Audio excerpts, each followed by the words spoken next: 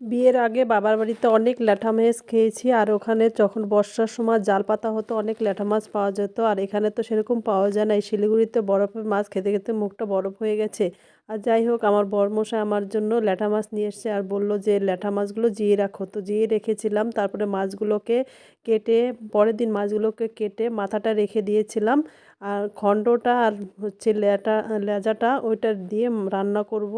আর এখানে হচ্ছে মাছটা নুন হলুদ দিয়ে ভেজে নিয়েছে, তারপরে এখানে জিরে তেজপাতা ফোড়ন দিয়ে আলুগুলোকে দিয়ে দিলাম আর একটা টমেটো দিয়েছি, নুন হলুদ দিয়ে ভালো করে এগুলোকে একটু ভাজা ভাজা করে নিতে লাগবে। আর হচ্ছে লবণটাও এর মধ্যে লবণ হলুদ স্বাদ মতো দিয়ে আলুগুলোকে ভালো করে কষিয়ে নিতে হবে। আর আমি কয়েকটি চেরা লঙ্কাও দিয়েছিলাম এর মধ্যে। আর হচ্ছে গাছের টাটকা টাটকা বেগুন ছিল, তো বেগুনগুলো এর মধ্যে ছোট ছোট করে কেটে দিয়েছি। আর এখানে আমি লঙ্কার গুঁড়ো আর একটু সবজি মশলা আর দিয়ে দিলাম একটু জিরে ধনের গুঁড়ো, এগুলো দিয়ে ভালো করে একটু সামান্য একটু জল দিতে হবে। জল দিয়ে মশলাটাকে এর সঙ্গে সবজির সঙ্গে ভালো করে একটু কষিয়ে নিতে হবে।